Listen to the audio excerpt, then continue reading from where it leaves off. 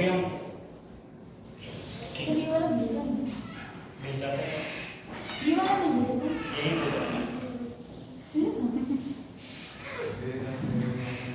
कल भेजा था, कल शाम के टाइम शाम के टाइम। मैंने वो वाला देखा था जो फुल टेस्ट का भेजा था, उसके बाद वो इसमें 7 तीनों थे जो हाँ जो फुल टेस्ट भेजा वो तो तो मैं करनी तुम लोगों को लगाने के लिए भेजा था। ठीक है, मैंने कहा आराम से घर पे बैठ के लगाना, तो उसका मैंने सॉल्यूशन में तुम्हें प्रोवाइड करवा दिया था। हाँ ये मैंने इससे पहले भेजा था, उससे पहले ये भेजा था। आप लोग ग्रुप में देखना, उससे पहले ये भेजा। ठीक है, चलो छोड़ो जो आया है। हाँ, हम लोग बात कर रहे हैं, देखो ये जो पेपर है, ये भी सर जेई का ही है। बच्चे का नाम छुपाया है ना, ये भी सर जेई मेंस का ही है। हाँ ये भी जी मेंस का पेपर। तो जी मेंस का एक पेपर थोड़ी ना होता है, बहुत पेपर होते हैं। ये हाँ 3 बजे से 6 बजे के बीच में पेपर होता है। ठीक है, 3 घंटे का पेपर। 3 घंटे का पेपर मतलब है 1 घंटे तुम्हारी फिजिक्स के लिए देते हैं, 1 घंटे केमिस्ट्री के लिए और 1 घंटे मैथ के लिए देते हैं इंजीनियरिंग में। ठीक, हम लोगों को जो मतलब है, हम लोगों को मतलब सिर्फ और सिर्फ फिजिक्स से है। यहाँ पर हम लोगों को जो मतलब है वो सिर्फ और सिर्फ फिजिक्स से मतलब है कि फिजिक्स में हमारा ये क्या हो जाएगा। ठीक है,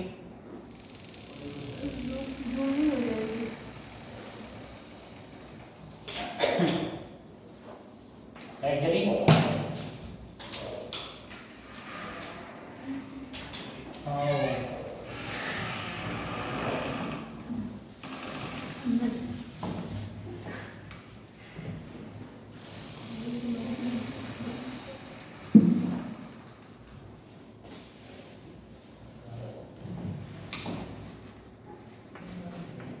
ऐसे नहीं होगा सर, वो कट करके ही होगी।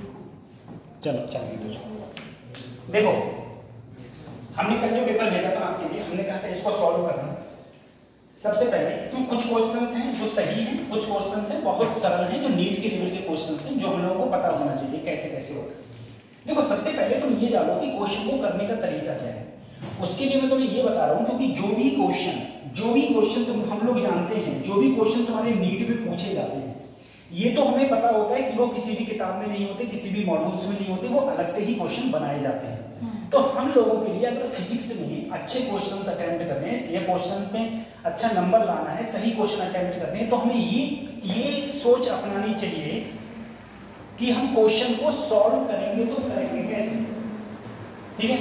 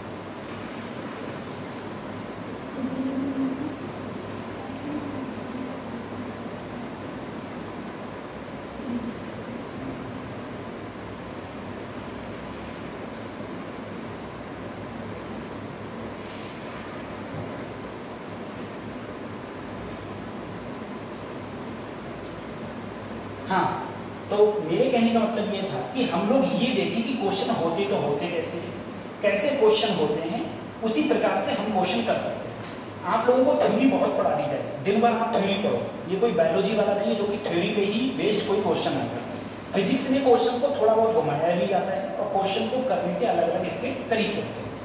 सबसे पहले देखो, अगर ये क्वेश्चन, ये बहुत अच्छा क्वेश्चन है, अगर ऐसा कोई भी क्वेश्चन आएगा तो वह याद रखना 35 से 50 के बीच में जो तुम्हें चॉइस होती है ना, 35 से 50 के बीच में जो चॉइस होती है उसके बेस पर ही क्वेश्चन तुमसे पूछी जाएगी। तुमसे कहा गया है ए बॉडी ऑफ मास, एक बॉडी है जिसका मास 200 ग्राम है, एक स्प्रिंग कांस्टेंट है, जो है स्प्रिंग कांस्टेंट कितना है, स्प्रिंग 12.5 न्यूटन पर मीटर है। ठीक है, तुमसे कहा गया मान लो इसको किसी ओ पॉइंट पर फिक्स कर दिया गया है। ठीक है, और इसे सर्कुलर पाथ में सर्कुलर पाथ में इसे कांस्टेंट एंगुलर वेलोसिटी से घुमाया जा रहा है। देखो ऐसा है, मेरे पास में मान लो कोई एक स्प्रिंग है, उस स्प्रिंग के पास में यहाँ पर मास कोई m है, कोई मास m है, ठीक है। इसको अब मैं घुमा रहा हूँ सर्कुलरली, इसको अगर घुमा रहा हूँ सर्कुलरली घुमा रहा हूँ, जो यहाँ पर घूम रहा है वो ओमेगा कितना है 5 रेडियन पर सेकंड जो इसमें दे रखा है। मास की वेलोसिटी मास भी तुम्हें दे रखा है 200 ग्राम या फिर 1/5 क्या बोलते हैं 1/5 किलोग्राम तो वैसे बोलते हैं। तुमसे कहा गया है the ratio of extension of the spring it's natural length, यानी कि जब स्प्रिंग घूमेगा तो स्प्रिंग बढ़ेगा भी, स्प्रिंग घूमेगा तो स्प्रिंग बढ़ेगा, क्योंकि देखो कोई भी स्प्रिंग हो तो स्प्रिंग को घुमाओगे तो उसकी लेंथ में क्या होगा इंक्रीमेंट।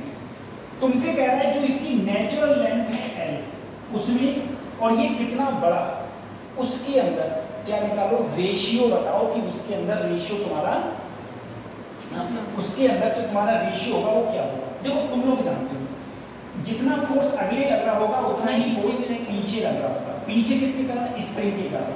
स्प्रिंग फोर्स कितना लगेगा तुम बोले kx, कितना लगेगा kx। आगे की ओर कितना फोर्स लग रहा होगा तो mr ओमेगा स्क्वायर, ये घूम रहा है, ये क्या घूम रहा है घूम रहा है mr ओमेगा।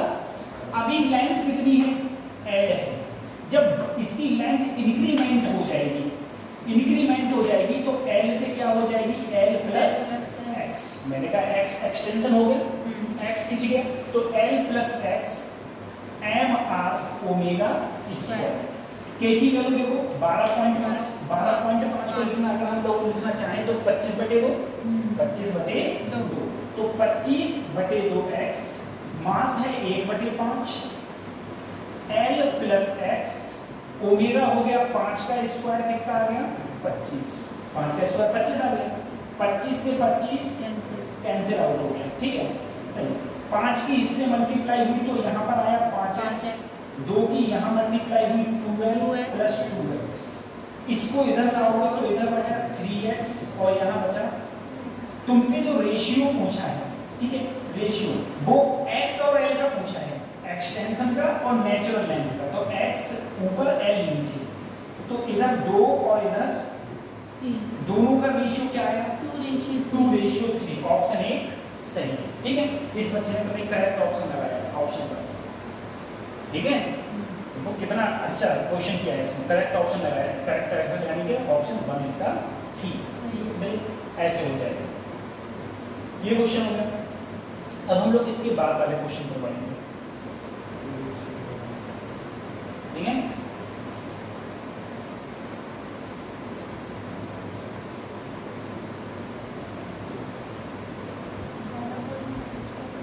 हो गया ठीक है। उसके बाद देखो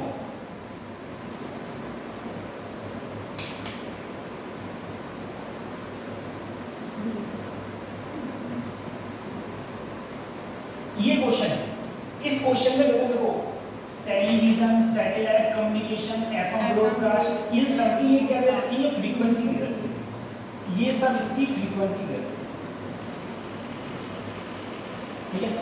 ये सब दे रखी फ्रीक्वेंसी, तुम्हें फ्रीक्वेंसी को तुम्हें याद करना है, पता होगा तभी। जैसे सैटेलाइट कम्युनिकेशन, सैटेलाइट की जो फ्रीक्वेंसी होती है वो 3.7 इंटू 3.7 से 4.2 गीगाहर्ट्ज तक हो जाती है, ठीक है। ऐसे ही तो इसमें जो ऑप्शन तुम्हारा बैठ जाएगा, ऑप्शन जो बैठेगा, अब देखो जैसे AM की है, इसकी क्या होती है ये हो जाता है, ये तुम्हें याद करना पड़ेगा, ठीक है।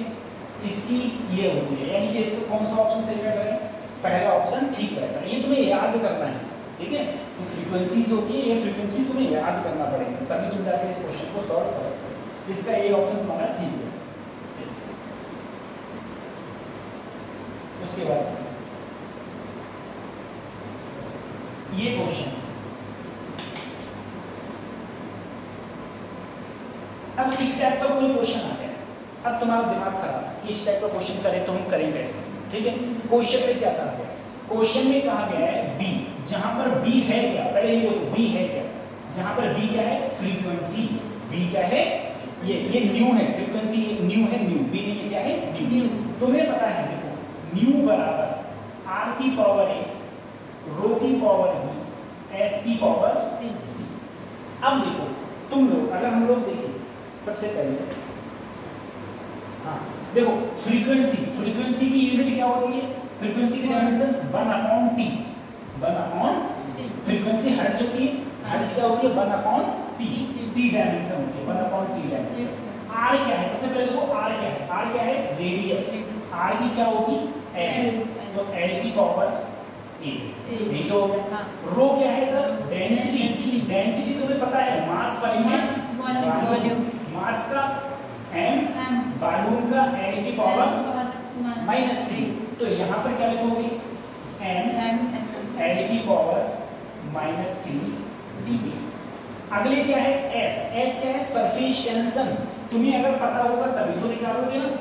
सरफेस टेंशन क्या होता है? Force per unit length, force upon length, force per unit length. Surface tension force upon area, pressure हो गया, ठीक है? फोर्स अपॉन लेंथ, फोर्स की क्या होती है बोलो? m/t -2 और नीचे l से l कट गया, यानी कि क्या है? mt-2। यहाँ पर उठा के रख दिया mt-2 की पावर कितनी है? c कर दिया। अब कोई दिक्कत नहीं, देखो t को अगर ऊपर ले जाओगे तो t की पावर माइनस, यहाँ पर भी l और यहाँ पर भी l, दो जगह तो l है, तो l की पावर यहाँ a हो गया और यहाँ पर क्या हो गया? माइनस का 3, माइनस का 3। यहाँ देखो m की पावर कितना है? b, और यहाँ पर क्या है? m की पावर c, ये हो गया। t देखो, t की पावर क्या हो जाएगी? सिर्फ एक ही जगह है, माइनस का 2c, सही है? अब दोनों तरफ कंपेयर कर लो। यहाँ पर अगर m नहीं है तो m की पावर 0, l नहीं है तो l की पावर 0। अब देखो m की पावर 0 यानी कि m पर क्या है? b + c बराबर 0, l पर क्या है? a - 3b बराबर 0। इसी टाइप से तुमने देखा t पर क्या है? -1 और यहाँ क्या है? -2, यानी कि c की वैल्यू क्या आती है बच्चों? 1/2। c की वैल्यू 1/2। यहाँ पर देखो a b c 1/2, यानी कि ये तो हो ही सकता है, यहाँ -1/2 है, ठीक है? तीनों में 1/2 है, चलो ठीक है सर। c की वैल्यू अगर 1/2 है, अगर मैं यहाँ रखूँ तो b + 1/2 बराबर 0, b की वैल्यू क्या आई? -1/2। अब देखो -1/2 इसमें भी है, इसमें भी है, यानी कि या तो मेरा ये सही होगा या तो मेरा। अब क्या निकालो? अब निकालो a निकालोगे तो देखो यहाँ पर अगर मैं रखूँ a ऐसे ही, b की जगह क्या रख दिया? माइनस का 1/2 बराबर माइनस माइनस क्या हो गया? प्लस 3/2, और जब 3/2 उधर जाएगा तो ये किसका हो जाएगा? देखो माइनस माइनस प्लस हो गया, उधर गया तो प्लस का 3/, वो माइनस का 3/2। तो a कितना आया तुम्हारा? माइनस का 3/2। b कितना आया? माइनस का 1/2। c क्या आया? 1/2। कौन सा ऑप्शन सही है इसमें? थर्ड वाला, यानी कि सी, थर्ड वाला तुम्हारा ऑप्शन ठीक हो गया। चलिए ठीक हो गया। तो ये इस टाइप के क्वेश्चन रहेंगे तो तुम्हें ऐसे करना पड़ेगा क्वेश्चन।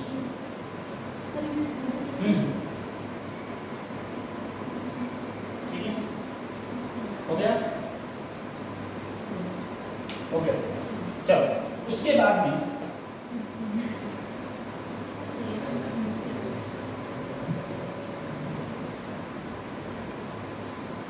ये देखो बहुत अच्छा क्वेश्चन। इस क्वेश्चन में ये कहा गया है the electric potential at the centre of two concentric half ring of radius r1 and r2 have same linear charge density lambda.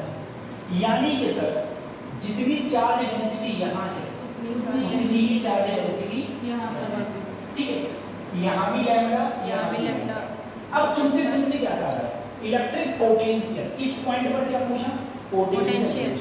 Potential का फार्मूला होता है सर kq/r। क्या होता है? kq/r, ये होता है, सही है? kq/r। अब जरा सोचो सर, अगर मैं यहाँ पर देखूं, यहाँ लैम्डा है चार्ज डेंसिटी, ये लीनियर चार्ज डेंसिटी है लैम्डा। लैम्डा क्या होता है? लीनियर चार्ज डेंसिटी, जो क्या होता है? Charge per unit length.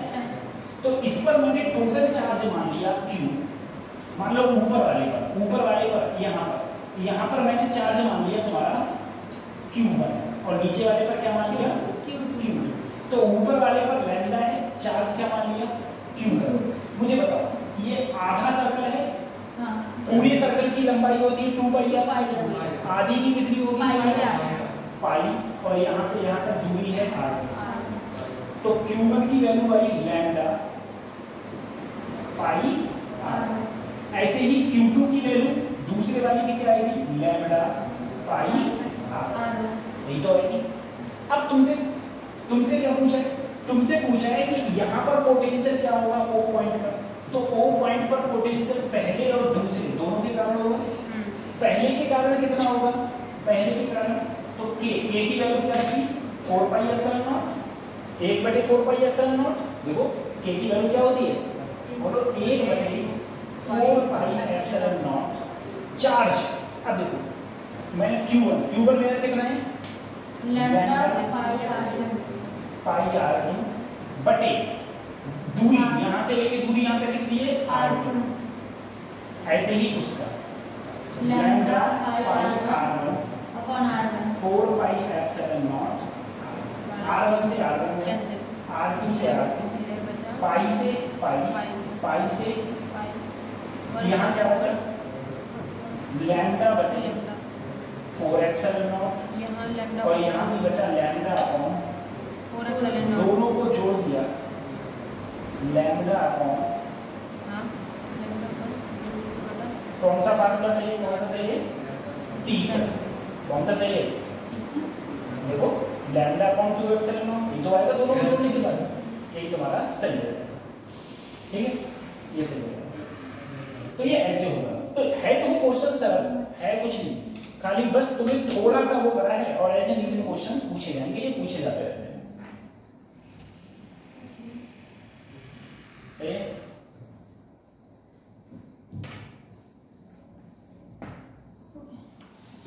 हो गया।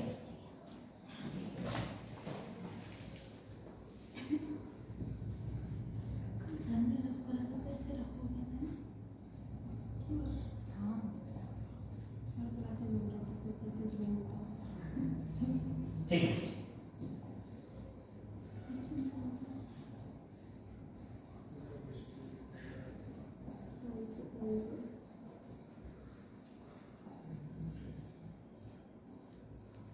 अब देखो ये क्वेश्चन है, बिल्कुल नीट का ही क्वेश्चन है। ठीक है, और इस बच्चे ने तो ये क्वेश्चन नहीं किया। ये क्वेश्चन में ये कह रहा है the distance of the earth from the sun is, distance तुम्हें दे रखा है, यानी कि R1 की वैल्यू मान लो 1.5 गुणा 10 की घात 6 किलोमीटर। तुमसे क्या है then the distance of imaginary point of the sun, यदि टाइम ऑफ रिवॉल्यूशन कितना हो जाए इतना। देखो ऐसा है, तुम लोग जानते हो p² डायरेक्टली प्रोपोर्शनल किसके होता है R2 के। ठीक है, कैपलस का थर्ड लॉ है, कैपलर का थर्ड लॉ कि t² is directly proportional to, इसका मतलब sir t1² t2² R1³ upon R2। सही है, मुझे बताओ पहले सन के और पृथ्वी के बीच की दूरी 1.5 गुणा 10 की घात 6 10 की पावर 6 की घात 3 चाहिए। कितना साल लगता है, 1 साल लगता है, तो 1 का स्क्वायर हो गया बटे। देखो दूसरा जो और दूसरा प्लेनेट है उसे कितने लगते हैं 2.83 का होल स्क्वायर। तो ये तुमसे क्या पूछिए डिस्टेंस पूछिए, R2 की पावर 3 पूछिए। ठीक है, अब देखो क्वेश्चन को हम लोग करेंगे तो करेंगे कैसे। देखो सबसे पहले सब इसका कैलकुलेशन देखो, मेरे कैलकुलेशन में थोड़ा पंगा हो रहा है इसमें। हम लोग जानते हैं 15 225, ठीक है, फिर इसके 15 से इसकी गुणा करेंगे तो देखो ये गुणा हो जाएगी 15 225, यानी कि 2.25 की फिर से गुणा कर दो 1.5 से, तो 55 25 5 दूनी 10 2 12 के 2 ऐसे लगा 5 दूनी 10 और 1 11 225 5 7 3 3। ठीक है, कितने के बाद दशमलव 3.375, ये वैल्यू कितनी आई 3.375 गुणा 6 कम 6 6 दिन 12 6 को 3 बार जोड़ दो। ठीक है, कितना हो गया 18। सही है सर। अब तुम इसको देखो, अगर मैं 2.83 को करूँ का स्क्वायर, ठीक है, ये भी तो एक प्रकार से 25 625 लगभग ये आएगा 60 के करीब। किसके करीब आएगा? 60 के करीब आएगा, यहाँ 60 के करीब आएगा, ठीक है। अगर मैं R2 की पावर क्यों करूंगा, 7 तियां 21 गुणा 10 की घात 18, यही तो है। अगर देखो 3 करूंगा तो यहाँ पर 6 आएगा। हाँ। देखो 3 को जब उधर ले जाऊंगा तो 6 आएगा यहाँ पर, यानी कि सर 10 की घात 6 तो हो गया, ठीक है। उसके बाद देखो 3 तियां 9 तियां 27, यानी कि मेरा आंसर क्या रहने वाला है? 3 गुणा 10 की घात 6। देखो 27 को 3 बार, 3 को 3 तियां 9 तियां 27, और यहाँ पर तो वैल्यू ज्यादा होनी चाहिए थी ना। देखो 7 तियां 21 और ज्यादा होनी चाहिए थी, ज्यादा। तो मैंने कहा मान लो यहाँ 27 होगी, तो 3 तियां 9 तियां 27। क्यों? क्योंकि सभी देखो या तो मेरा ऑप्शन ये सही होगा या तो ये सही होगा। तो 6 छंग 36 छक्का 216, ये तो हो नहीं सकता, ये नहीं हो सकता, तो कौन सा सही होगा? ऊपर वाला ऑप्शन मेरा ठीक होगा, सही है। इस टाइप से भी क्वेश्चन तुमसे ऐसे पूछे गए। कितना सर मतलब थोड़ा कैलकुलेशन है, वो भी माइंड में कैलकुलेशन कर लो। हाँ, थोड़ा बड़ा भाग ऊपर नीचे, ऐसे तुम्हारे ऑप्शंस में ठीक होते हैं।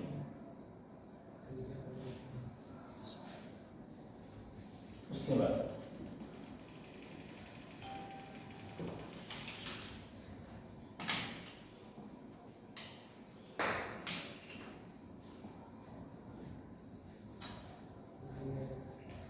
let gamma 1 be the ratio of molar specific heat। और देखो बेटा इसमें ये कहा गया है, तुमसे रेशियो पूछा है किसका? गामा 1 अपॉन गामा 2 का।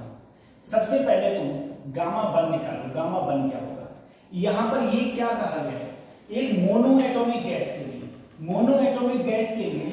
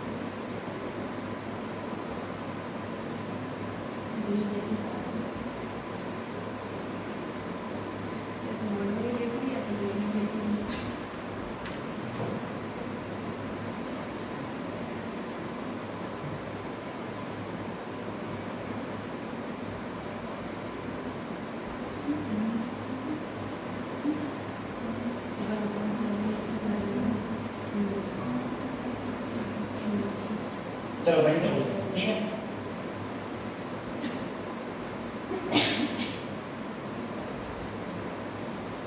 देखो तुमसे कहा गया है इस क्वेश्चन में रेशियो पूछा है गामा 1 गामा 1 क्या है? मोनो एटॉमिक गैस, ठीक है। और गामा 2 क्या है? डायएटॉमिक गैस। तुम्हें पता है मोनो एटॉमिक गैस के लिए जो गामा तुम्हारा क्या होता था? ध्यान करो, Cp/Cv gamma mono atomic gas के लिए होता है 5/3 और इसके लिए होता है 7/5। डायएटॉमिक के लिए 7/5, इसके लिए होता है 5/3, ठीक है। ये मैंने करवाया है, मैंने फार्मूला भी लिखवाया था, गामा बराबर 1 + 2/f डिग्री ऑफ फ्रीडम करके दी, ठीक है। अच्छा, अगर मैं इसको करूंगा 5 ऊपर जाएगा तो 25/21। कौन सा ऑप्शन सही है? 25/21 चौथा ऑप्शन सही है। इसमें ये भी ऑप्शन है। कितना सरल क्वेश्चन है, कितना सरल क्वेश्चन। बस अब मैं तुम्हें ये वाली चीजें याद करवाता था, उस समय तुम्हारे समझ में नहीं आता। 5/3 और 7/5, ठीक है, ये हो जाएगा। उसके बाद में अगला क्वेश्चन देखो, ये क्वेश्चन है बहुत अच्छा है और सही क्वेश्चन है। क्वेश्चन में तुमसे ये कहा गया है, जरा सोचो, तुमसे कहा एक pendulum clock take to Mount Everest becomes fast. एक पेंडुलम है, उसे हम कहा लेते हैं माउंट एवरेस्ट पर। तुम्हें पता है माउंट एवरेस्ट धरती से ऊपर है, धरती से ऊपर है, मुझे बताओ टाइम पीरियड का जो पेंडुलम का फार्मूला होता है P=2 पाई। तुम्हें पता है अगर मैं धरती के ऊपर जाऊं चाहे धरती के नीचे जाऊं, जी की वैल्यू कम होती है। तो जी की वैल्यू अगर कम होगी तो टाइम पीरियड बढ़ेगा।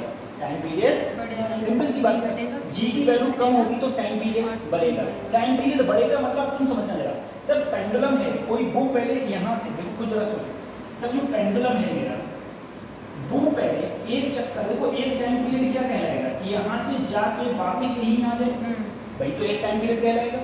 यहाँ से गया वापस, अब वो यहाँ से जाके और वापस आने में टाइम ज्यादा लगा रहा है। टाइम क्या लगा रहा है? ज्यादा। अगर टाइम वो ज्यादा लगाएगा, अगर वो टाइम ज्यादा लगाएगा तो जो घड़ी है ना वो पता है क्या हो जाएगी, स्लो हो जाएगी। घड़ी स्लो होगी, जैसे जो घड़ी स्लो हो जाएगी, मुझे बताओ पहले जो 1 सेकंड था वो 1 सेकंड में लगा रहा था, अब उसे 1 सेकंड में उसे ज्यादा समय लग रहा है, यानी कि 1.2 समय लग रहा है, तो घड़ी क्या हो जाएगी फिर? स्लो हो जाएगी। ठीक है, हाँ ये मैंने नोट करके भी करके लिखा है, अगर आप अपने नोट्स में देखोगे नोट करके लिखा हुआ है क्या, कि अगर टाइम पीरियड बढ़ेगा तो घड़ी स्लो होती है, घड़ी स्लो होती है। इसने क्या कहा, घड़ी क्या हो जाएगी? फास्ट। घड़ी क्या हो जाएगी? फास्ट। फास्ट का मतलब गलत हो गया। अब जब पहला ही गलत हो गया, पहला गलत हो गया, पहला गलत का मतलब क्या है? पहला गलत का मतलब क्या है? assassin is wrong, assassin is wrong, assassin is not correct। एक ही तो ऑप्शन होगा, एक ही ऑप्शन होगा। और दूसरा भी देखो, the value of G assassin less than the amount average than the value of surface of earth. Earth की सरफेस से ऊपर जी की वैल्यू क्या होगी? कम होगी। सिर्फ छुट्टी सी बात है। कौन सा ऑप्शन सही हो गया? तीसरा ऑप्शन ठीक है, सही है। या तो अगर टाइम पीरियड बढ़ेगा किसी भी पेंडुलम का टाइम पीरियड, तो जो बात है वो स्लो होगी, ठीक है, और टाइम पीरियड कम होगा तो ये बात क्या होगी? फास्ट होगी। कितना अच्छा क्वेश्चन का नाम पड़ा ऑप्शन, ठीक है, सरल की सरल है, कुछ नहीं, खाली बस ये चीजें हैं। उसके बाद दूसरा है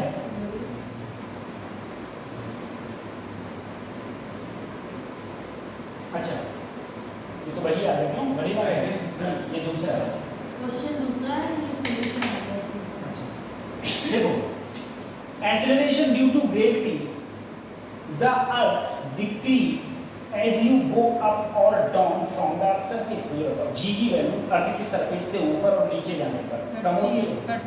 कम होती है, बिल्कुल सही है, करेक्ट स्टेटमेंट है। दूसरा, acceleration due to earth gravity is same।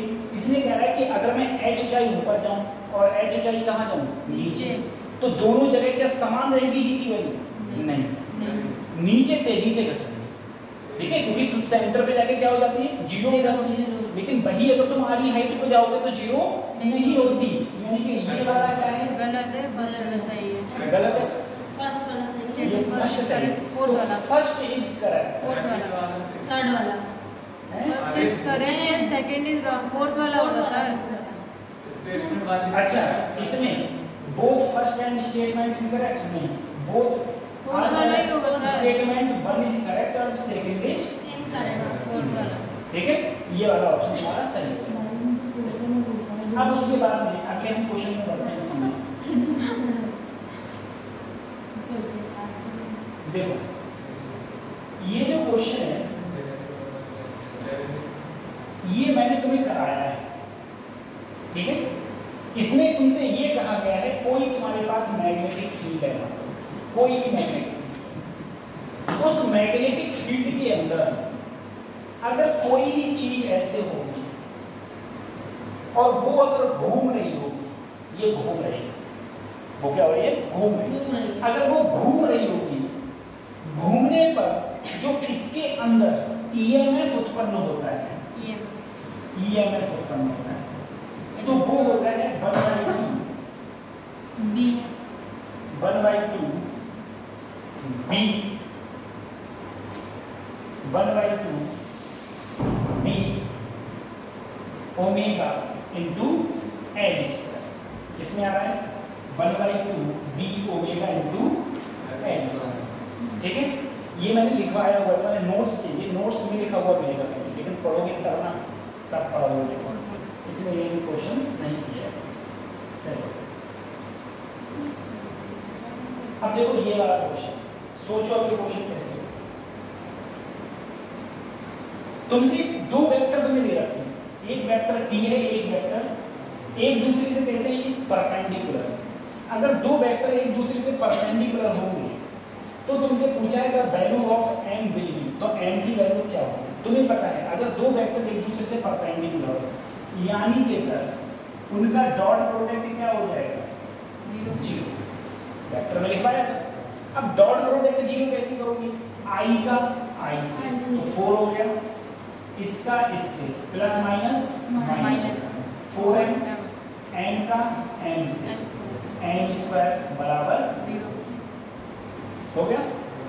तुमसे किसकी वैल्यू पूछी है, n की, बताओ n की वैल्यू। देखो या तो यहाँ से तुम क्वाड्रेटिक इक्वेशन से सॉल्व करो, मान लो तुमसे सॉल्व नहीं हो रहा है तो एक एक पहले वैल्यू बन डालो, तो यहाँ पर 4 हो गया, ये कट गया, फिर भी तो 1 बचा, n की जगह 1 डालो, अगर 0 आ जाए तो सही है, 0 नहीं आए तो नहीं सही है। अगर क्वाड्रेटिक इक्वेशन द्विघात समीकरण अगर सॉल्व करना आती तो सही है, ठीक है। द्विघात समीकरण देखो सॉल्व कैसे होगी, m square minus 4m plus 4 बराबर 0, 4 और 1, इसके आगे कुछ नहीं तो क्या है 1, 4 एकम 4, 4 के ऐसे गुणनखंड जिनका जोड़ क्या आ जाए 4, जिनका जोड़ 4 आ जाए तो क्या होगा, तुम बोले 2 प्लस m प्लस 4 बराबर 0। देखो m square minus 2m minus 2m plus 4 बराबर m कॉमन लिया m माइनस 2 माइनस 2 कॉमन लिया m माइनस 2 बराबर 2,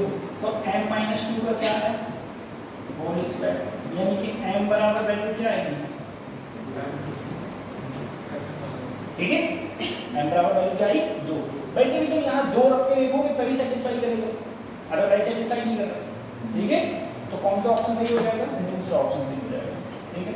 इस बच्चे ने ये कभी करेक्ट किया है, उसको सही दिया है, ठीक है, इसलिए आंसर दिया है 4, ठीक है, आंसर सही है, ठीक है। हो गया, हो गया, बिल्कुल सरल क्वेश्चन है, सरल क्वेश्चन है। इस टाइप से हिंदी में पूछ लेगा तो गलत हो गया तो फिर तो दिक्कत है, ठीक।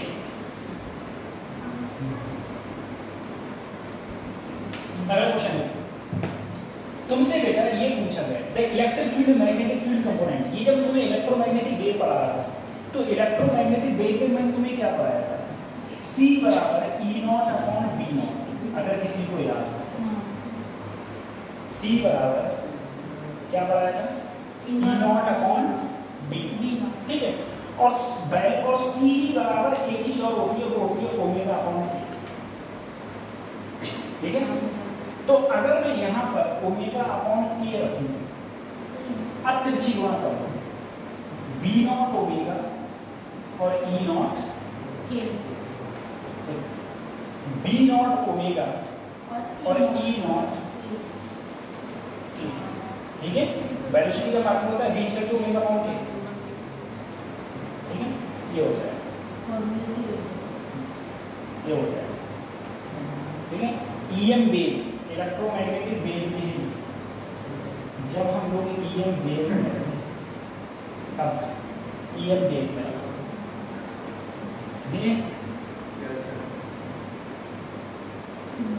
उसके बाद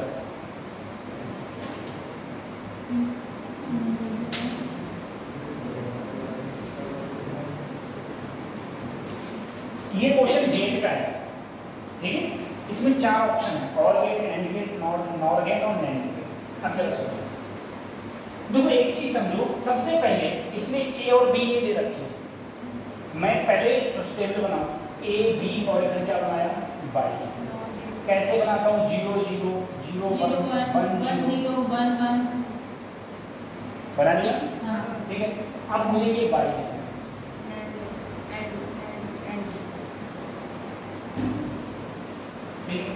अब देखो सबसे पहले देखो तुम ये पढ़ो सर 0 का मतलब क्या होता है, ओपन।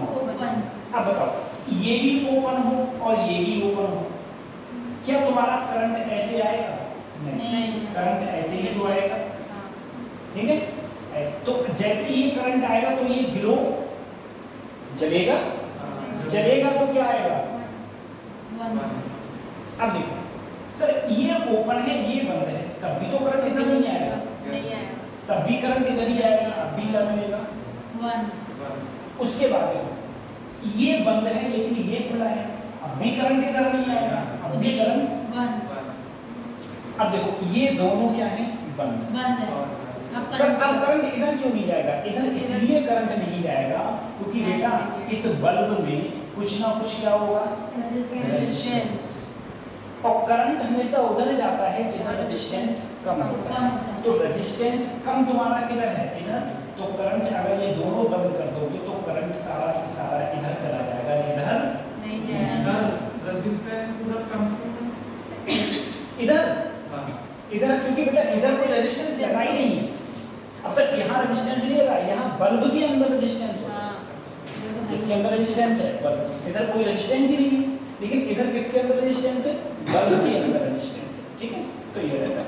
अब जरा एक बात सोचो सर, अगर मैं कहूँ ये तुम्हारा कौन सा गेट बन जाएगा, ये कौन सा गेट है, तो तुम लोग जानते हो कि सर और गेट तो है नहीं, और गेट क्या होता है, जोड़ने पर बना है, लेकिन यहाँ जोड़ रहा हूँ तो क्या आ रहा है, जीरो, ये नहीं सही है। नॉर क्या होता है, नॉर होता है और का उल्टा, नॉर होता है और का उल्टा। यहाँ पर देखो, अगर मैं, मुझे बताओ, अगर मैं दोनों की गुणा करता तो जीरो आता, लेकिन यहाँ क्या है 1 यहाँ गुणा करता तो जीरो आता, लेकिन क्या है 1 यहाँ गुणा करता तो जीरो आता, 1 गुणा करता तो 1 आता, लेकिन है क्या, जीरो। तो गुणा किसमें होती है, एंड में, एंड का उल्टा क्या होता है, नैंड ठीक है, एंड का उल्टा नेगेटिव ये होता है, सही है। फिर देख लेना मैंने पेपर में लिखा है, इसने बच्चे ने ये भी गलत कर दिया, इसने चौथा ऑप्शन करेक्ट किया है, ये गलत कर दिया, ठीक है, ऐसे। उसके बाद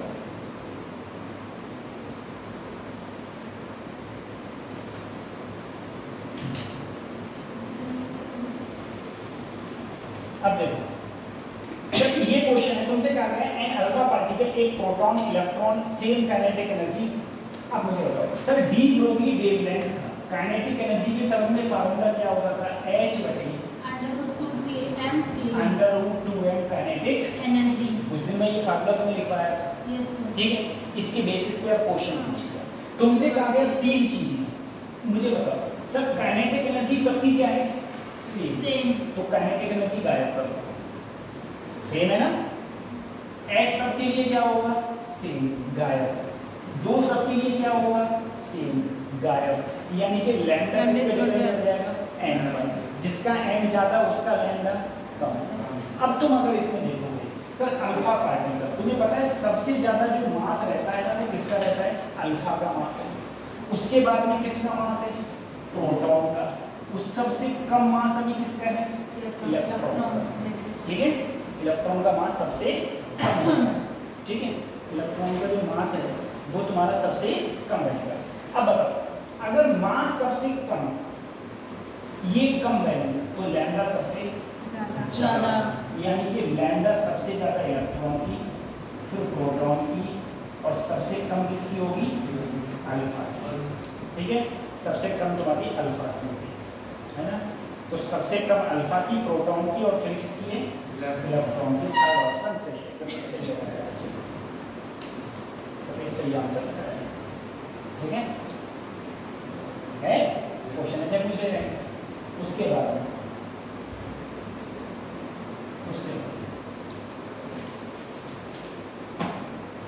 क्वेश्चन पूछा गया है,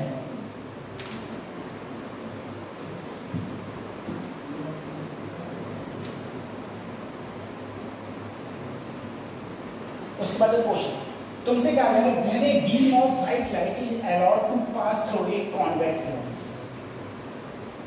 एक कॉन्वेक्स है, कॉन्वेक्स में एक तो होता है, ठीक है, पैरेलल प्रिज्म, अच्छा एक व्हाइट लाइट है, ये प्रिंसिपल एक्सिस है, इससे पास हो रही है, देखो अगर इससे कोई व्हाइट लाइट पास होगी ऐसे, तो तुम्हें पता है वो डिफरेंट कलर्स में बेंड हो जाएगी, ठीक है, वैसे तो प्रिज्म से होती थी, वैसे तो प्रिज्म होती है, ये कह रहा है different point principal axis on this is called, इसे हम बोलते हैं क्रोमेटिक एब्जॉर्प्शन, ठीक है। क्रोमेटिक एब्जॉर्प्शन ये कट चुका है समय से, पहले था बाद में कट चुका है, इसलिए इस पर ज़्यादा गौर करो। ये क्वेश्चन तो बहुत अच्छा क्वेश्चन है, कुछ नहीं है, कभी नीट का लेवल क्वेश्चन, नीट का level question. A long solenoid is formed to binding 70 turns per centimeter. 2 ampere current flow, then the magnetic field produced inside the solenoid is. चाहिए? मुझे बताओ, किसी भी सोलेनोइड के लिए मैग्नेटिक फील्ड का फार्मूला क्या होता है? V = म्यू नॉट यही होता है। जहां n क्या होती है? Number of turn per unit length, ये होता है। ठीक है, जो तुम्हें ये दे रखी है, देखो टर्न पर यूनिट लेंथ, लेकिन ये है कहाँ? सेंटीमीटर। सेंटीमीटर किसे में हो? मीटर में। तो सेंटीमीटर को अगर मीटर में बदलोगे तो 70, और नीचे से नीचे 10⁻⁻2 होगा। तभी तो देखो, अरे यहाँ तो ये होगा टर्न, और नीचे सेंटीमीटर को मीटर में बदलोगे तभी तो ये होगा। ये कहाँ जाएगा? ऊपर, यानी कि 70 × 10⁻+। ठीक है, अब देखो म्यू नॉट की वैल्यू क्या होती है? 4π × 10⁻⁻7 ये होती है। ठीक है, n की वैल्यू कितनी है? 70 × 10⁻²। I करंट कितना है? 2 एम्पियर। 2 एम्पियर हो गया। ठीक है, अब देखो थोड़ा करो, यहाँ पर करोगे तो 10⁻⁻5, 10⁻⁻5, 7 दूनी 14, 140, 140 × 4 कितना आएगा? 4 4 16 कितना? उसके बाद में किससे? 22/7 से और गुणा करो, ये भी तो है। 7 8 56। अब 8 की गुणा करो, 8 दूनी 16 के 6 से लगाए, 8 दूनी 16 बड़े 17, 1 जीरो हुए तो कितना आया? अगर इसको लिखोगे तो 176 × 10⁻⁻4। ठीक है, कौन सा ऑप्शन सही बैठ रहा है? कितना सरल क्वेश्चन है। b बराबर म्यू नॉट × n। सरल क्वेश्चन, बिल्कुल कुछ था थोड़ी इस क्वेश्चन में, कुछ सरल क्वेश्चन। ठीक है, तो ये ऐसे क्वेश्चन ये हो जाएगा सही।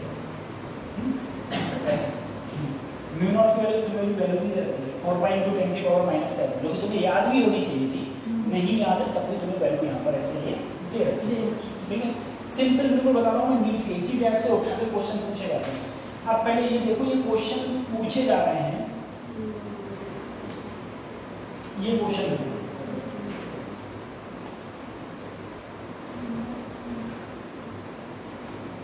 सोचो जरा इस क्वेश्चन को, इतना सरल क्वेश्चन है जो तुम्हें दे रखा है। तुम्हें जो ये ग्राफ दे रखा है वो किस किस में दे रखा है? और टाइम ग्राफ। एक तरफ वेलोसिटी है, एक तरफ क्या है? टाइम। तुमसे पूछ रहा है रेशियो डिस्प्लेसमेंट का और किसका? डिस्टेंस। तुम्हें पता है वेलोसिटी टाइम ग्राफ में जो एरिया है ना, वो ही डिस्प्लेसमेंट और डिस्टेंस दिखाता है। सबसे पहले देखो तुम इसका एरिया निकालो, तो लंबाई 8 चौड़ाई 2 कितना हो गया? 16। यहाँ पर देखो 4 और 2 -8, अरे -4 और 2 क्या हो गया? -8। यहाँ कितना हो गया सर? 4 और 4 4 चौड़ाई हो गई, कितना हो गया? 4 4 16 हो गया एरिया। इसका एरिया देखो सर 4 और 2 -8। ठीक है, अब देखो तुम्हें डिस्प्लेसमेंट निकालो। डिस्प्लेसमेंट का मतलब है 8 और 8 16 में से 16 में 0 और क्या बचा? सिर्फ 16। डिस्प्लेसमेंट कितना बचा? 16। डिस्टेंस के लिए सब ऐड करते हैं, सब ऐड करो। 16 × 16 16 नहीं बनते, 16 3 कितना हो जाएगा? 48। आ गया 48। दोनों का रेशियो निकालो, 16/48 कितना आ गया? 1:3।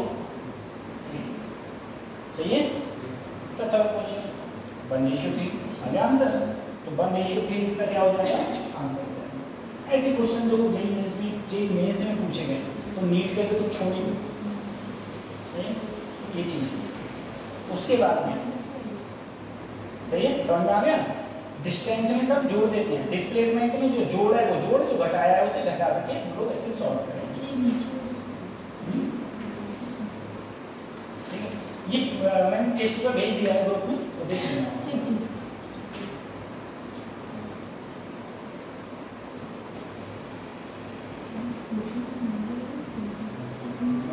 क्वेश्चन देखो, एक proton is emitted in transmission, एक प्रोटॉन है बेटा वो फोर्थ लेवल से,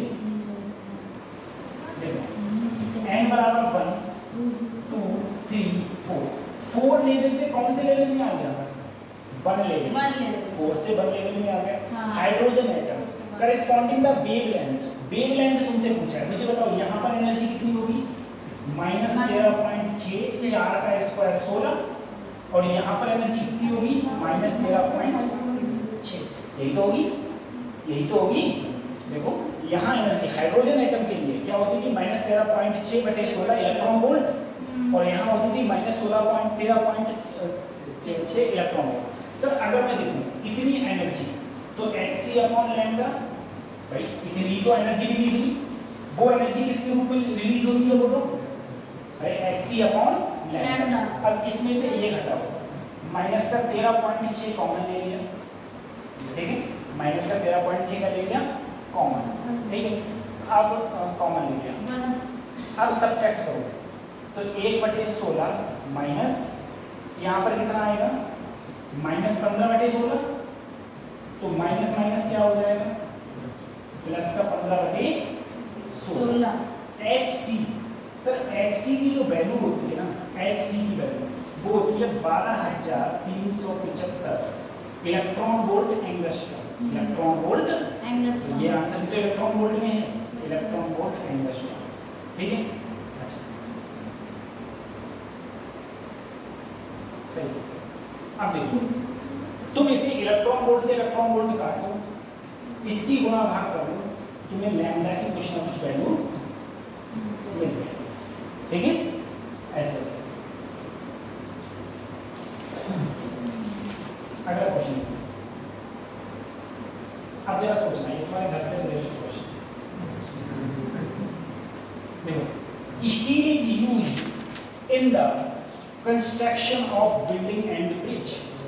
बिल्डिंग और ब्रिज में, बिल्डिंग और ब्रिज में स्टील का यूज होता है? हाँ होता है, स्टील का यूज होता है भाई, जिंदल स्टील सबका यूज होता है।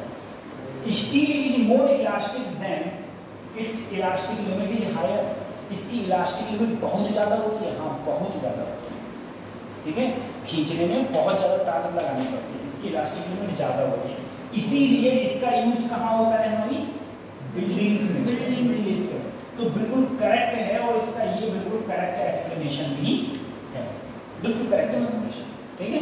स्टील का यूज हमारे बिल्डिंगों में होता है, इसकी इलास्टिक लिमिट बहुत ही ज़्यादा होती है।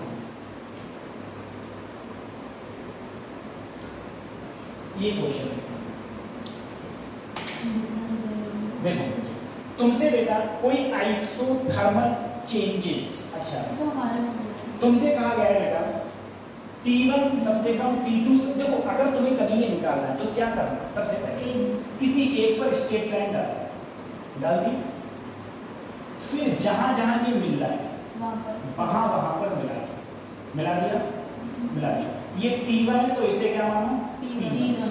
ये T2 है तो इसे मानो T2। ये T3 है तो इसे मानो। अब मुझे बताओ इस वाली लाइन पर क्या कांस्टेंट है? वाल्यूम। तुम लोग जानते हो PV बराबर क्या होता है? वाल्यूम कांस्टेंट है, यानी कि P ज्यादा तो PV ज्यादा, P ज्यादा तो PV ज्यादा। इसका मतलब ये है सर, इसका मतलब ये है अगर P1 यहाँ पर सबसे ज्यादा क्या है? P1 सबसे ज्यादा क्या है? P1। लेकिन और तो सबसे ज्यादा क्या होना चाहिए था? T1। लेकिन T1 क्या है? सबसे कम है, तो ये तो हो नहीं सकता, ये तो हो नहीं सकता। दूसरी चीज आइसोथर्मल प्रोसेस में हमेशा ये कैसे रहेगा? थोड़ा थोड़ा कर्व रहेगा, ये स्ट्रेट लाइन है, ना ये होगा ना ये होगा, ठीक है। इसके बाद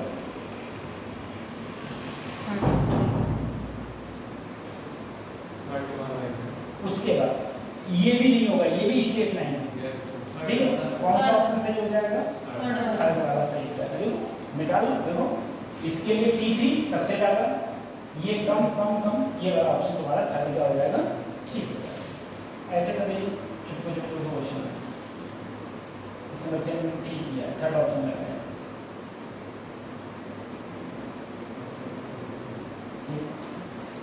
सही।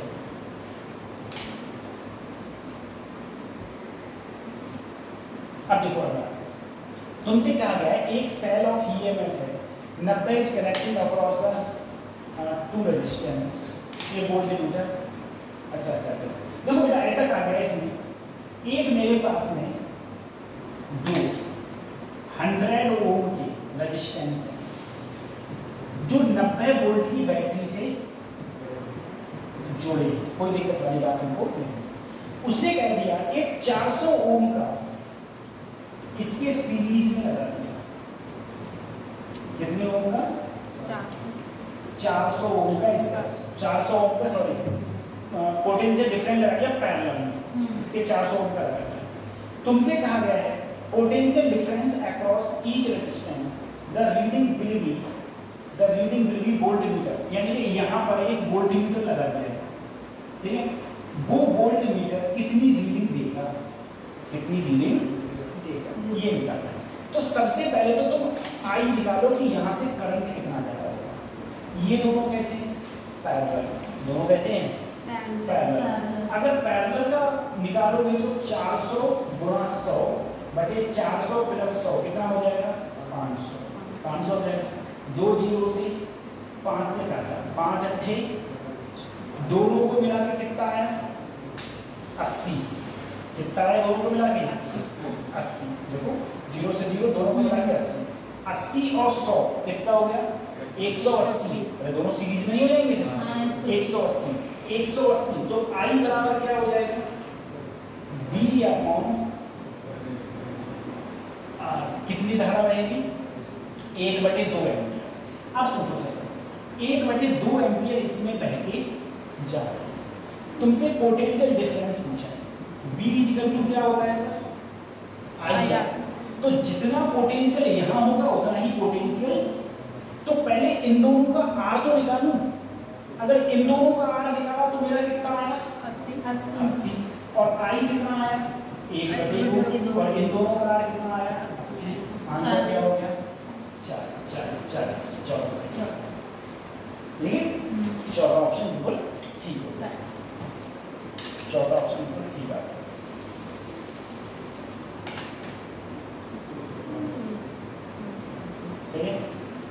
सही।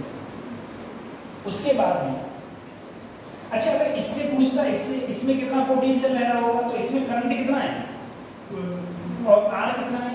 100। कितना आया? 50। ठीक है, कितना आ गया? 50।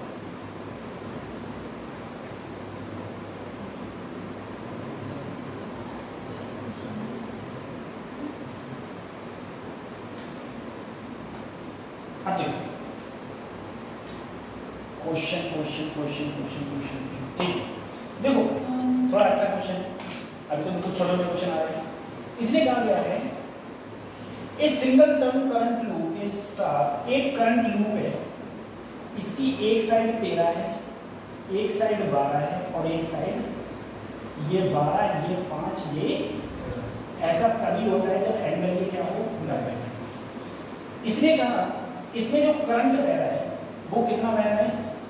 2 एम्पियर। ठीक है, मैग्नेटिक फील्ड है वो है 0.75 टेस्ला, हुज डायरेक्शन पैरेलल। अच्छा जो इसके पैरेलल है यानी कि इधर इसका मैग्नेटिक फील्ड है, ठीक है, इधर मैग्नेटिक फील्ड है और वो मैग्नेटिक फील्ड है कितना?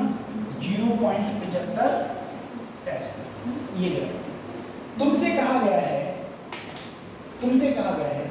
The magnetic force on the 5 centimetre, इस पर मैग्नेटिक फोर्स कितना होगा? सबसे पहले सर फोर्स का फार्मूला होता है, कोई बताएगा? BIL सर देखो ये मैग्नेटिक फील्ड ऐसे, ये ऐसे, दोनों के बीच में जो एंगल है वही तो ये एंगल है, ठीक है, वही तो ये एंगल है, ठीक है, ठीक है। B कितना है? 0.75, I की वैल्यू 2, कितने सेंटीमीटर पर पूछा है? 5 5 तो सेंटीमीटर। 5 गुणा 10 की घात माइनस साइन 90 माइनस 2 हो जाएगा। 5 गुणा 10 की घात माइनस 2 हो जाएगा। साइन थीटा, साइन थीटा क्या होता है सर? लंब बटे कर्ण। कर्ण लंब कितना है? 12 12 और कर्ण कितना है? 13। 13 ठीक है। अच्छा, इसको अगर मैं करूँ, इसको तुमको करना है, कैसे करेंगे सर? अच्छा, जो आंसर है इसमें कहा x बटे 130 आएगा, तो x की वैल्यू पता लगाना। तो अगर मैं 75 को लिखूं इसको, ठीक है, ये रफ नहीं होता है ऐसे हैं।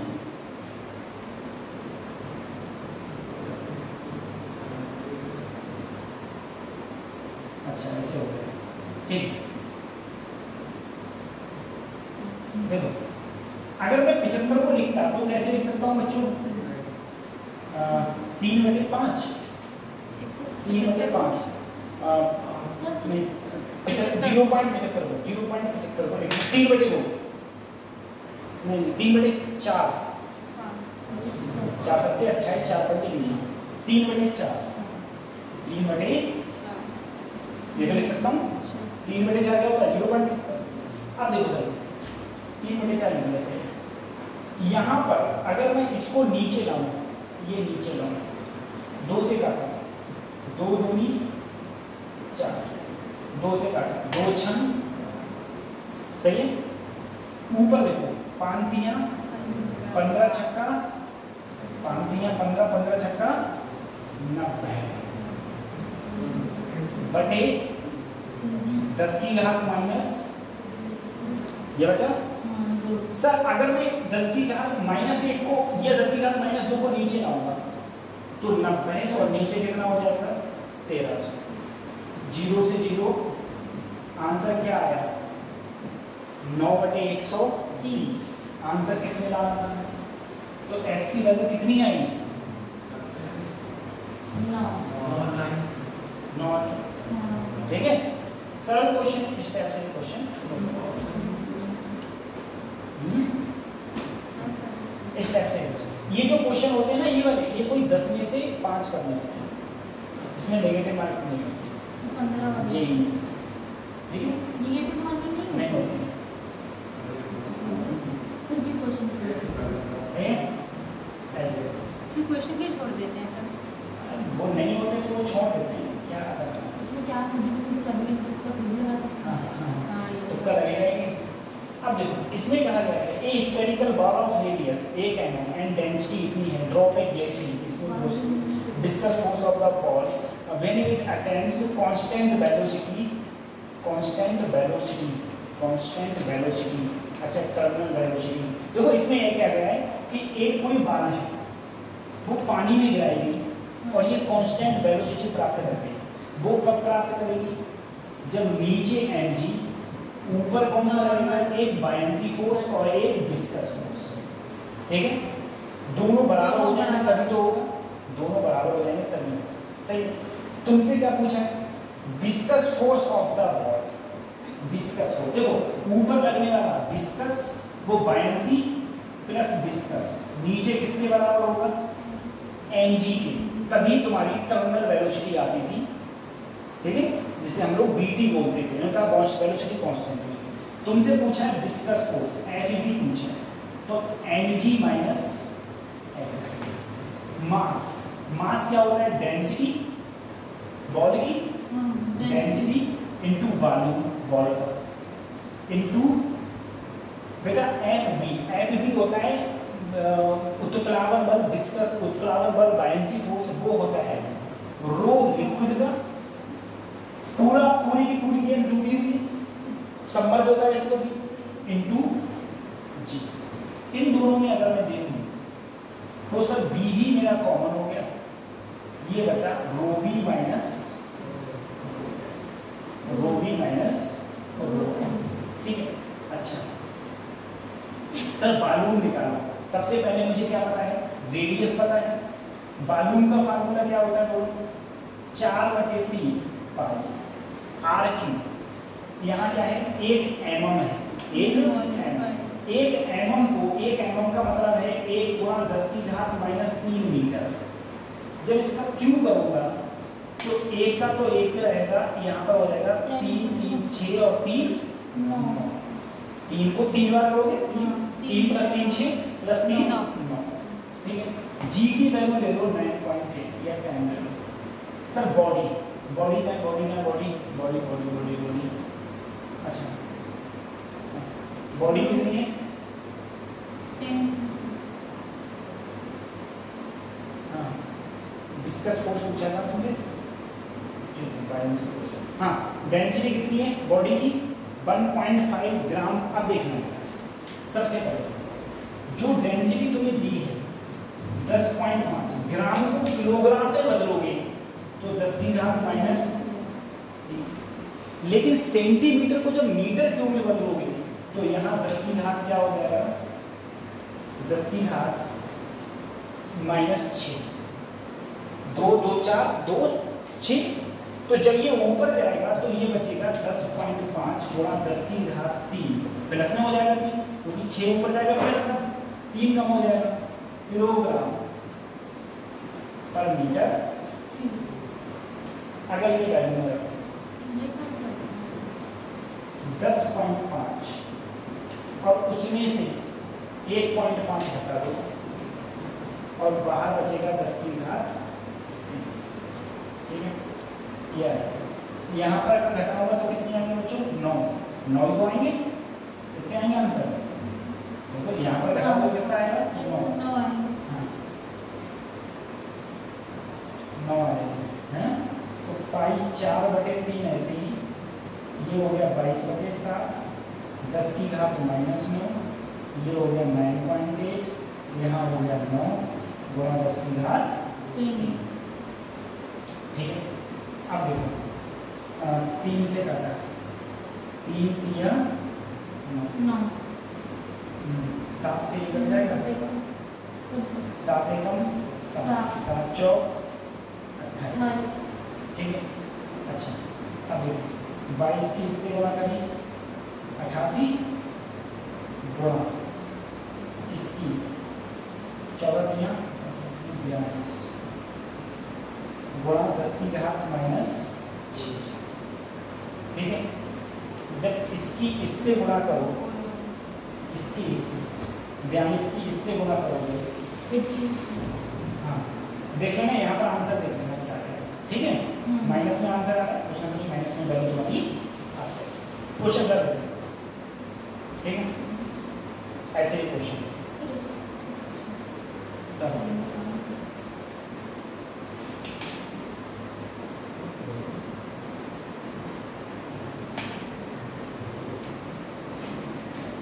कर लिया।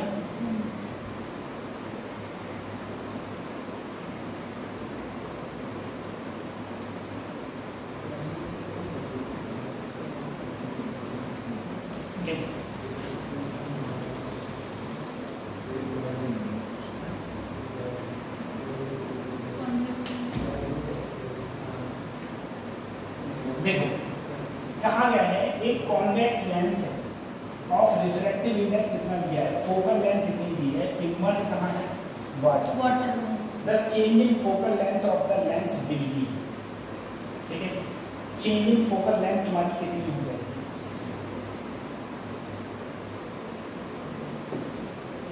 देखो पहले इसकी फोकल लेंथ कितनी है बच्चों?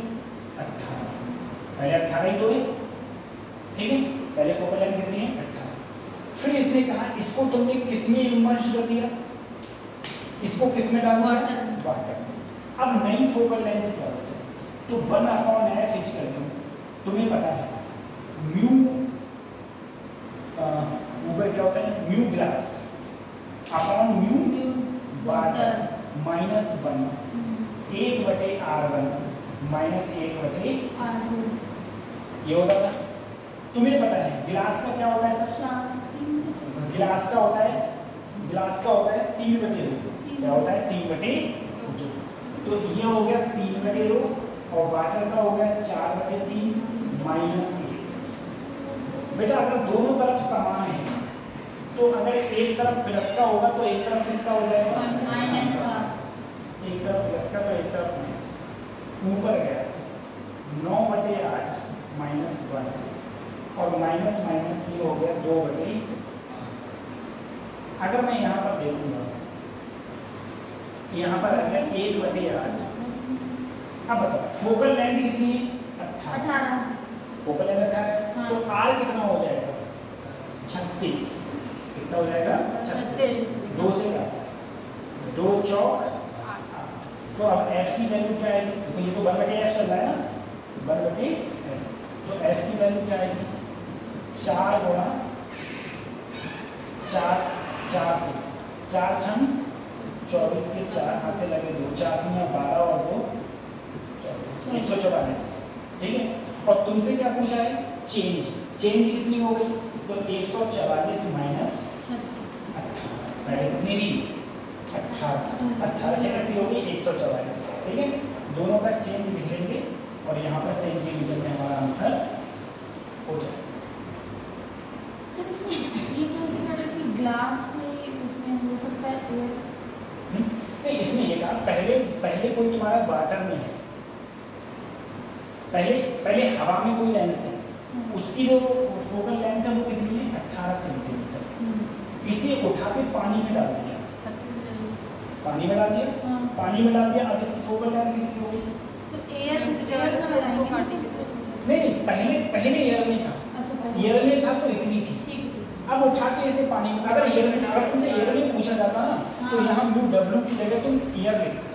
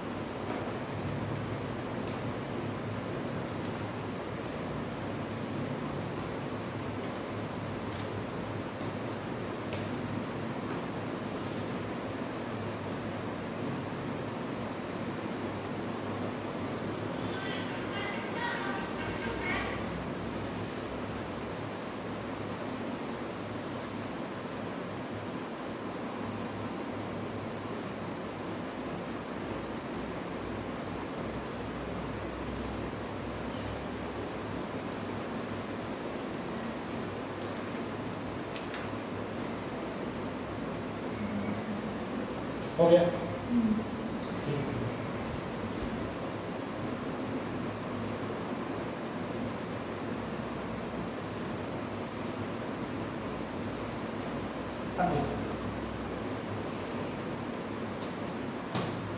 अगला क्वेश्चन है, ए बॉडी ऑफ मास, एक बॉडी है जिसका मास तुम्हें दे रखा है, कितना है? 1 kilogram. Begins to move under the force दे रखा है Ti 3t²। I and J का यूनिट वेक्टर। तुमसे पावर पूछिए तो देखो तुम जानते हो फोर्स बराबर क्या होता है? mb। ठीक है, बल्कि फोर्स हाँ नहीं, पावर बराबर mb होता है, फोर्स बराबर होता है ma या फिर dv/dt। ये होता है, सही है। ये तो जो है तुम्हारा दे रखा है। m की वैल्यू कितनी है? 1 किलो। अगर मैं यहाँ 1 से गुणा कर दूँ तब भी तुम्हारा dv/dt हो जाएगा। ठीक है, तो यहाँ जो मेरा dv/dt या मेरा जो dv/dt जो बचेगा वो कितना बचेगा? dv/dt Ti plus 3t²। मैंने dv ऐसे ही रहने दिया, इसे उस तरफ लिखा Ti plus 3t² into dt हो गया। इसका इंटीग्रेशन करा तो वेलोसिटी आई t²/2 आई।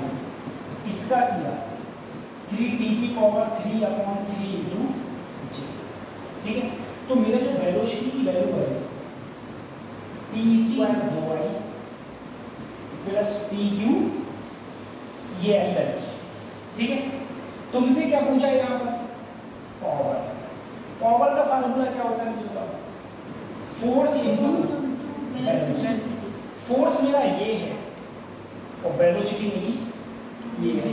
अगर मैं दोनों की गुणा करूँ, देखो आई वन हो गया तो टी स्क्वायर बटे 2 इंटू टी, तो टी की पावर 3 बटे 2 ये हो गया प्लस, अब देखो यहाँ पर 3t स्क्वायर है, यहाँ टी क्यूब, यानी कि 3t की पावर क्या हो गया 5।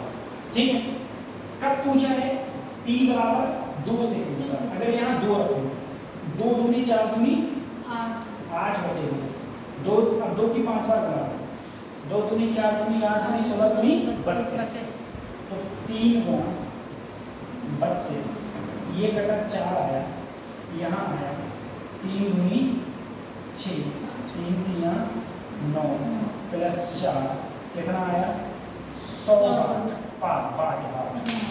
पावर क्या हो जाएगी 100। ठीक है, ऐसे question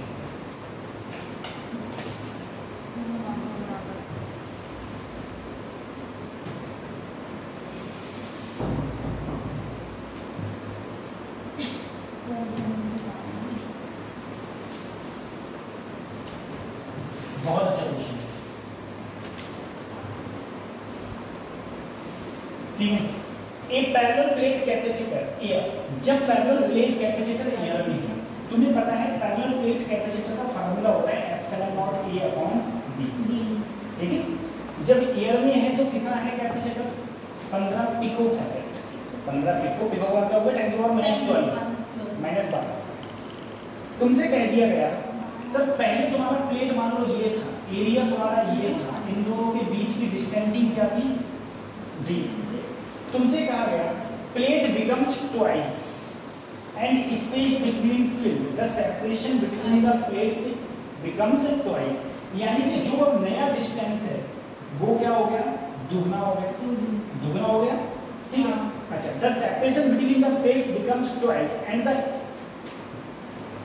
the space between the field with the medium, और यहाँ मीडियम भर दिया, कितना मीडियम भर दिया 3.5।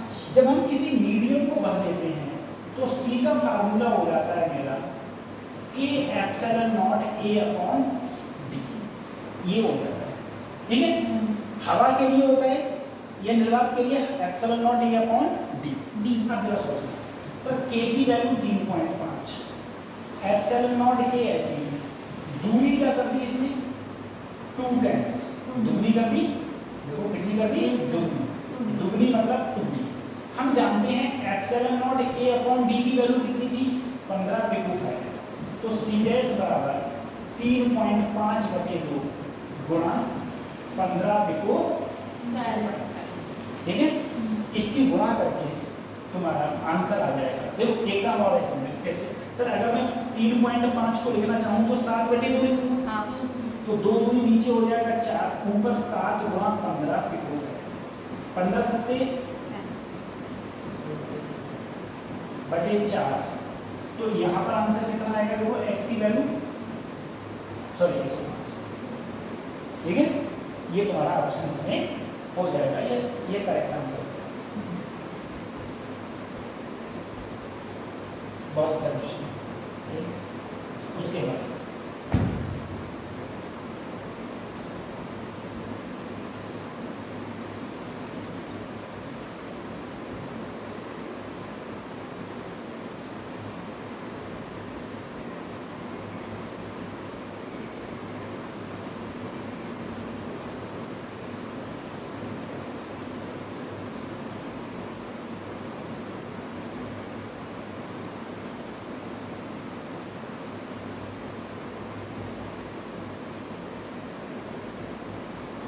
हो गए हैं।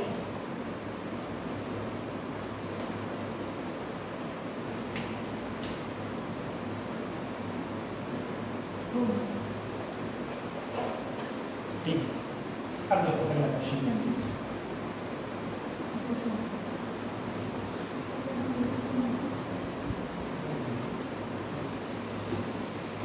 देखो, एक मास है कोई SHM है,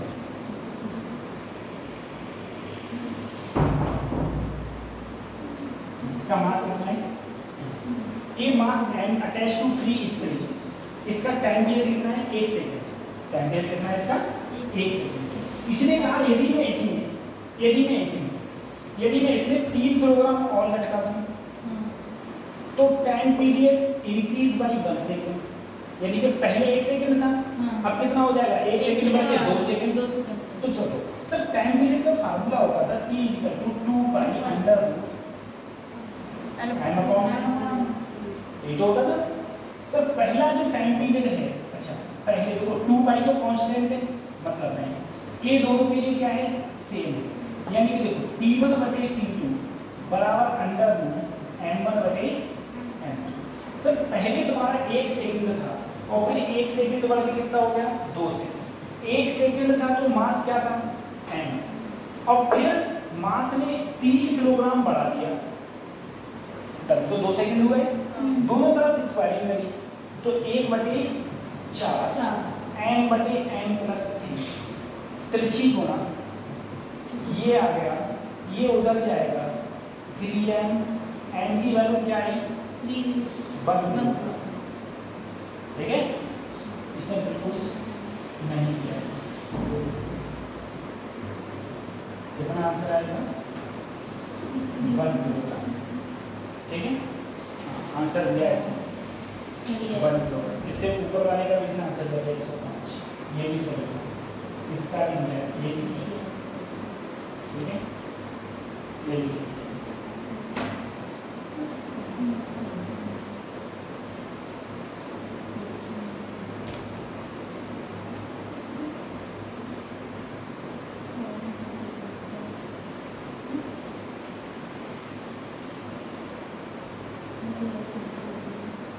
हो गया सर, अपना कुछ है नहीं।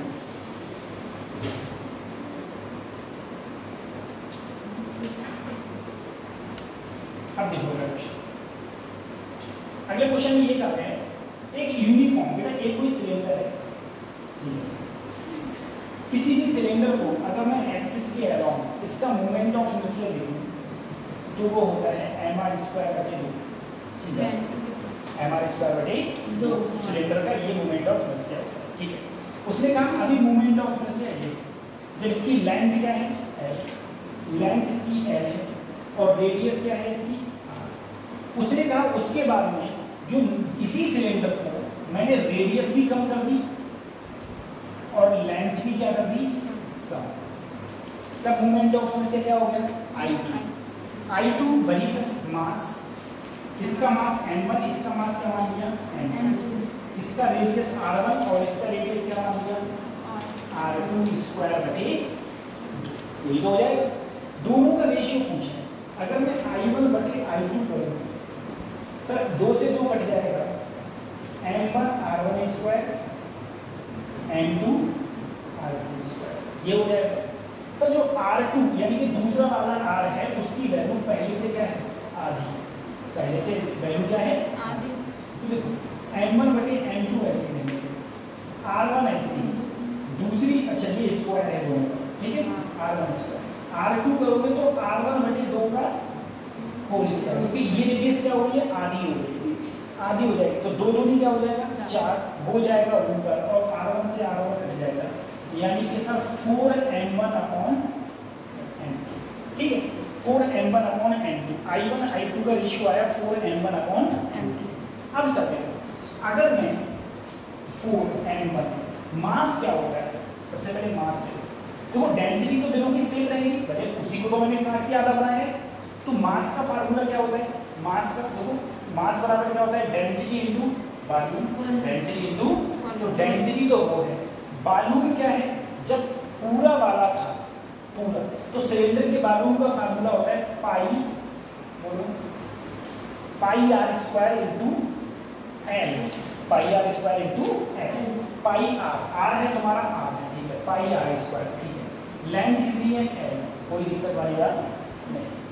नीचे देखो, नीचे m ऐसे ही m2 देखो, रो ऐसे ही, पाई ऐसे ही, रेडियस आधी हो गई है यानी कि r/2 का स्क्वायर, लेंथ भी पहले से क्या हो गई आधी, सर रो पाई कट गया, r² l से l कट जाएगा, सब कुछ कटता चला जाएगा, 2 दूनी 4, 4 दूनी 8, 8 चौक 32, I1 बटे आंसर क्या आया 32, करेक्ट आंसर दिया बिल्कुल करेक्ट दिया है आंसर 32, ठीक है 32 होगा सही ऑप्शन।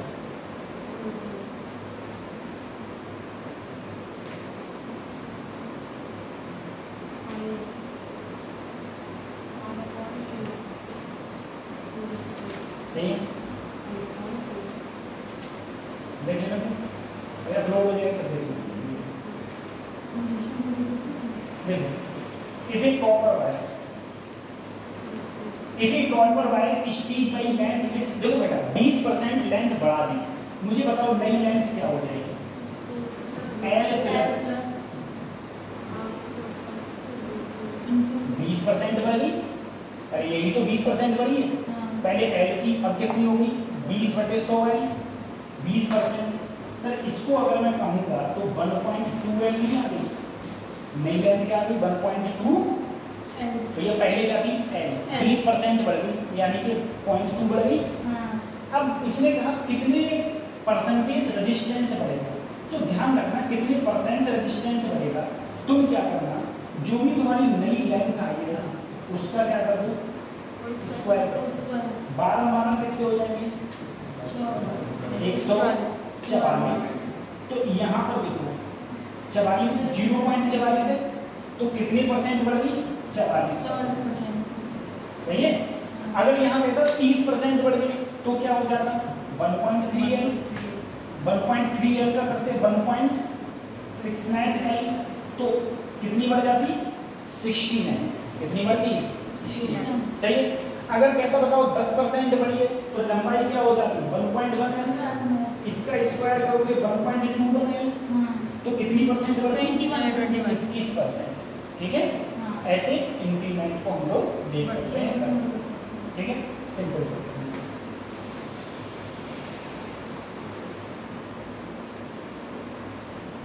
ये क्वेश्चन बहुत अच्छा क्वेश्चन मैंने कराया है, इसमें ये कहा गया है बच्चों जरा सोचना सर 3 रेजिस्टेंस और ये है तुम्हारे जो भी इंडक्टर है इंडक्टर, इसलिए कहा है करंट थ्रू द बैटरी, जैसे ही मैं स्विच को ऑन करूंगा इस बैटरी से कितना करंट निकलेगा, लेकिन कब लॉन्ग टाइम बहुत समय बाद।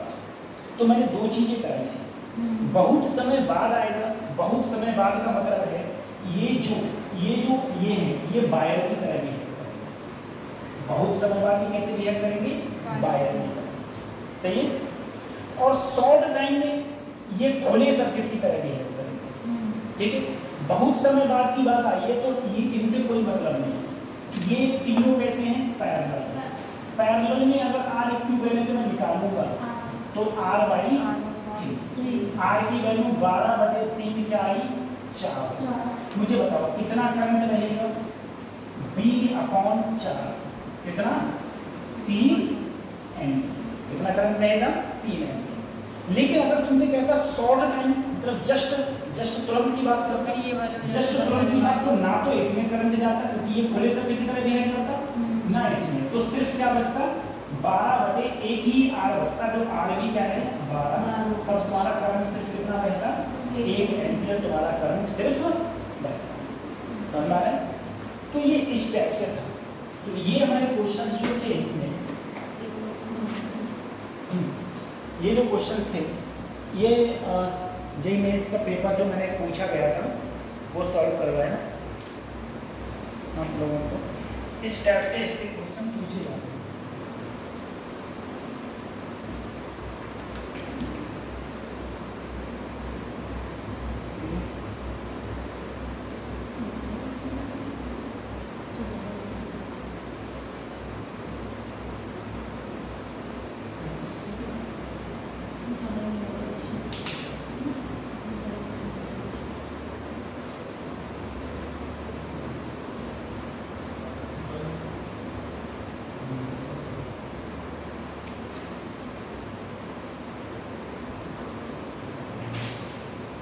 कल की छुट्टी है,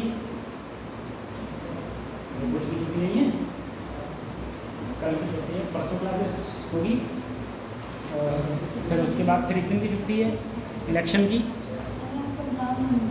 तुम सब लोगों की वोटिंग है, वोट है सबके बड़े हुए, वोट नहीं है? हमारा तो वोट तो पता नहीं दूसरे कभी चरण में होगा तब। तो ठीक है बच्चों।